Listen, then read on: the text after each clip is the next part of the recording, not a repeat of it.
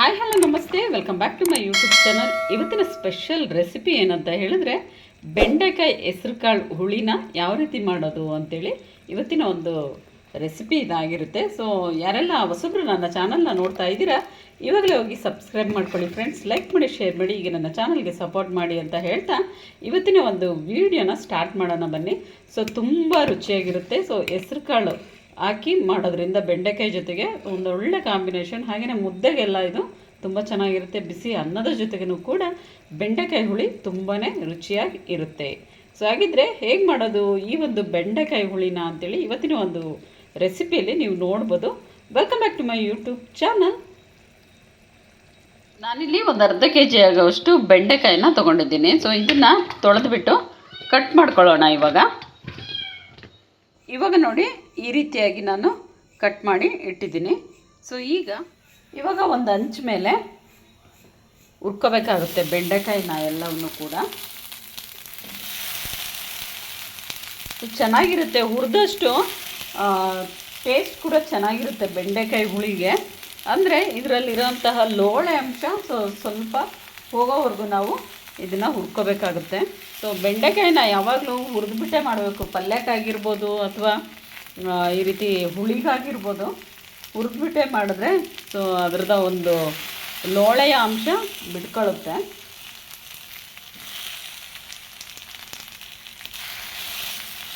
ಚೆನ್ನಾಗಿ ಹುರ್ಕೊಳ್ಳೋಣ ಇವಾಗ.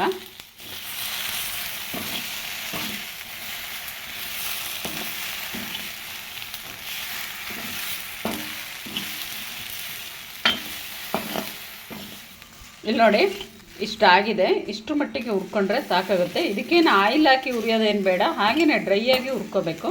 ಸೊ ಇದನ್ನ ಇವಾಗ ಒಂದು ಪ್ಲೇಟಿಗೆ ತೆಗೆದುಬಿಡೋಣ.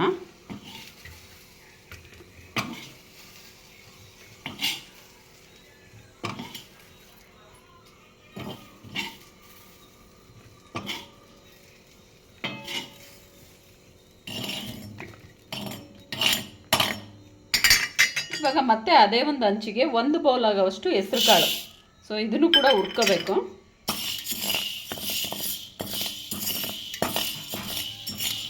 ಸೊ ಇದು ಇವಾಗ ಆಗಿದೆ, ಇದನ್ನು ಸಪ್ರೇಟಾಗಿ ಈ ಕಡೆ ಸೈಡಿಗೆ ಪಕ್ಕದಲ್ಲೇ ಹಾಕ್ಬಿಡೋಣ.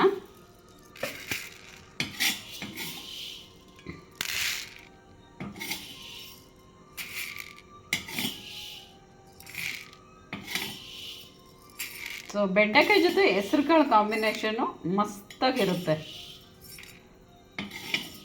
ಸೊ ಇದಾದಮೇಲೆ ನೆಕ್ಸ್ಟು ಮಸಾಲೆಗೆ ಜೋಡಿಸ್ಕೊಳ್ಳೋಣ. ಈಗ ಒಂದು ಮಿಕ್ಸಿ ಜಾರಿಗೆ ಒಂದು ಅರ್ಧ ಹೋಳಾಗೋಷ್ಟು ಹಸಿ ತೆಂಗಿನಕಾಯಿ ತುರಿನ ಹಾಕ್ಕೊಂಡಿದ್ದೀನಿ. ಸೊ ಪೀಸಸ್ ಇದೆ ಕಾಯಿ ತುರಿ ಎಲ್ಲ. ಸೊ ನೋಡಿ, ಸೊ ಕಾಯಿ ತುರಿ ಇದ್ದರೆ ಹಾಕ್ಕೊಳ್ಳಿ. ನಂತರ ಒಂದು ನಿಂಬೆ ಗಾತ್ರದ ಹುಣಸೆಹಣ್ಣು, ಸೊ ಅದನ್ನು ಕೂಡ ಹಾಕ್ಕೊಳ್ಳಿ. ಹಾಗೆಯೇ ಒಂದು 2ರಿಂದ 3 ಈರುಳ್ಳಿನ ಕಟ್ ಮಾಡಿ ಹಾಕಿ. ಸೊ ಏನೇನು ಹಾಕಿದ್ದೀನಿ ಅಂಥೇಳಿ ನೋಡ್ಕೊಳ್ಳಿ. ಸೊ ತುಂಬ ಚೆನ್ನಾಗಿರುತ್ತೆ. ಸೊ ಇದೇ ಥರ ನೀವು ಮಾಡಿ ನೋಡಿ. ಸೊ ಅಷ್ಟು ರುಚಿಯಾಗಿ ಅಷ್ಟು ಚೆನ್ನಾಗಿರುತ್ತೆ. ಹಾಗೆಯೇ ಒಂದು ಟೊಮೆಟೊನ ಕಟ್ ಮಾಡಿ ಹಾಕಿದ್ದೀನಿ. ನಂತರ 2 ಗಡ್ಡೆ ಆಗೋಷ್ಟು ಬೆಳ್ಳುಳ್ಳಿ ಸಿಪ್ಪೆ ಸಮೇತ ಹಾಕಿದ್ದೀನಿ. ಆಮೇಲೆ 1 ಹಿಡಿ ಆಗೋಷ್ಟು ಕೊತ್ತಂಬರಿ ಸೊಪ್ಪು.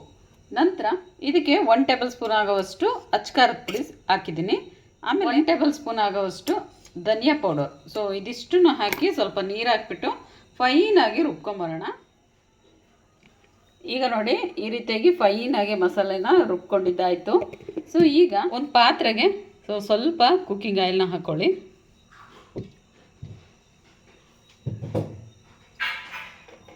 ಹಾಕ್ಬಿಟ್ಟು ಒಂದು 1/2 ಟೇಬಲ್ ಸ್ಪೂನ್ ಆಗೋವಷ್ಟು ಸಾಸಿವೆ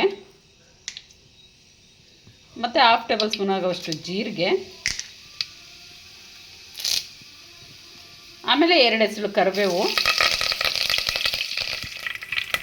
ನಂತರ ರುಬ್ಬಿಟ್ಟಿರೋಂತಹ ಮಸಾಲೆ.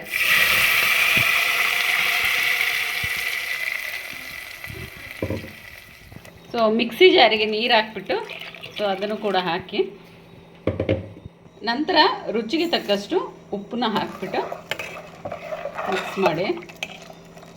ಒಂದು ಮೀಡಿಯಮ್ ಆಗಿದ್ದರೆ ಸಾಕು, ತುಂಬ ತೆಳು ಮಾಡ್ಕೊಳಕ್ಕೆ ಹೋಗ್ಬೇಡಿ. ಬೆಂಡೆಕಾಯಿ ಹುಳಿಗೆ ಮೀಡಿಯಮ್ ಆಗಿರಬೇಕು, ಈ ಕಡೆ ಗಟ್ಟಿನೂ ಅಲ್ಲ ಈ ಕಡೆ ತೆಳುವೂ ಅಲ್ಲ. ಸೊ ಆ ಥರ ಇರಬೇಕು. ಸೊ ಇದು ಇವಾಗ ಚೆನ್ನಾಗಿ ಕುದಿಲಿ.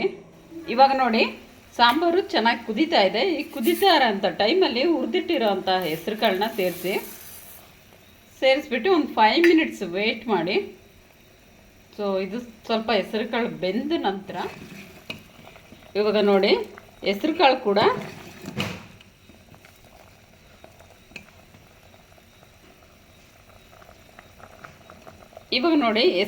ಕೂಡ ಚೆನ್ನಾಗಿ ಬೆಂದಿದೆ. ಸೊ ಈ ನಂತರ ಇದಾದಮೇಲೆ ನಾವು ಇದಕ್ಕೆ ಬೆಂಡೆಕಾಯಿನ ಸೇರಿಸೋಣ.